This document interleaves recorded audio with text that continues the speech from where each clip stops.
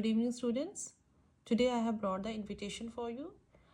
आपके CBSE के syllabus में जैसे कि बच्चों आप जानते हैं क्लास 12 में नोटिस के बाद जो दूसरा क्वेश्चन होता है राइटिंग सेक्शन में वो होता है इनविटेशन. इनविटेशन 4 मार्क्स कवर करता है और इनविटेशन में भी आपको चॉइस होगी, 2 इनविटेशन होंगे और दोनों में से एक करना होगा. और इनविटेशन आपके पास फॉर्मल भी हो सकता है जो दूसरा क्वेश्चन हो वो इनफॉर्मल इनविटेशन हो या रिप्लाई भी हो सकता है फॉर्म इनविटेशन के.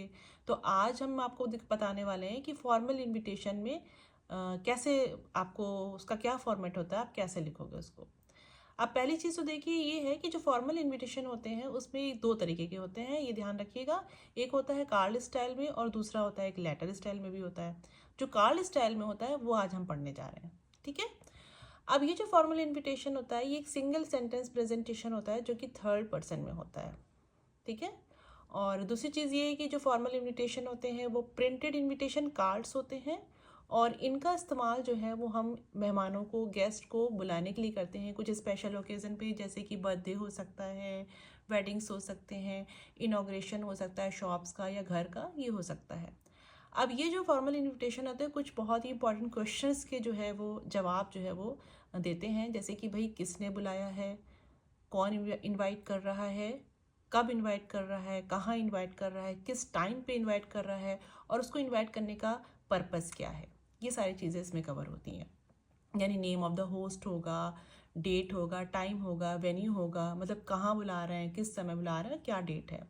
और एक इम्पॉर्टेंट बात इसमें ये है कि ये जितनी भी चीज़ें हैं इनको हम अलग अलग फ़ॉन्ट से प्रेजेंट करते हैं. डिफरेंट फ़ॉन्ट का इस्तेमाल करेंगे हम. लेटर यहाँ पे बोल्ड भी हो सकते हैं, कहीं पे जो लेटर जो है वो कैपिटल भी हो सकते हैं. इस तरह से हम इनको ऑर्गेनाइज करते हैं. और साथ ही साथ इसमें कुछ और भी डिटेल्स होते हैं जिसमें कि जो होस्ट है या कोई स्पॉन्सर है या जो ऑर्गेनाइज़र है उसका नाम, डेजिग्नेशन और उसका एड्रेस होता है. और अगर कोई ऐसा इवेंट है जैसे मान लीजिए आपके स्कूल में कोई एनुअल फंक्शन है, आपने चीफ गेस्ट को इनवाइट करना है तो उनका भी डिटेल इसमें देना पड़ता है उस केस में. प्रिंटेड फॉर्मल इनविटेशन जो होते हैं उसमें एड्रेसी का नाम नहीं होता, यानी जिसको हम इनवाइट कर रहे हैं किसी उस बंदे का नाम नहीं लिखा होता उसमें, क्योंकि कॉमन इनविटेशन होते हैं वो बहुत सारे लोगों को कवर कर रहे होते हैं. अब यहाँ पे इसकी जो लेंथ होगी वो चीज़ ध्यान देने वाली है कि वर्ड लिमिट क्या होगी. तो वर्ड लिमिट CBSE की गाइडलाइंस के अकॉर्डिंग इसकी 50 वर्ड लिमिट होगी. और फ़ॉन्ट जैसा मैंने आपको बताया कि फ़ॉन्ट आपको चेंज करने होंगे, अलग अलग डिफरेंट फ़ॉन्ट का इस्तेमाल करना होगा.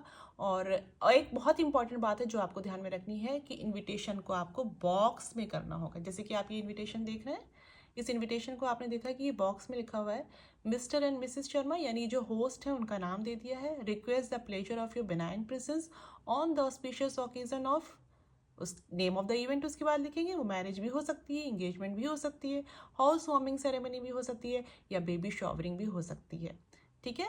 ऑन 17 फरवरी यानी डेट लिखा, कब बुलाना है, टाइम इसमें नहीं लिखा हुआ लेकिन आप टाइम मेंशन कर सकते हैं. उसके बाद वेन्यू लिखा है Kaka Vatika, Delhi road, Faridabad, Haryana. And then you will write RSVP. RSVP का एक मतलब होता है कि भाई इनको रिस्पॉन्ड करना है. अगर आप ये invitation mister and missus Sharma कर रहे हैं तो इनको ही रिस्पॉन्ड करना है आपको. इनविटेशन मिलने के बाद उनका नेम होगा, उनका जो है फ़ोन नंबर होगा मिस्टर एंड मिसेस शर्मा का, और with best compliments from all relatives and friends होगा. तो ये चीज़ें हैं जो आपको बहुत ध्यान में रखनी है फॉर्मल इनविटेशन के केस में. Thank you.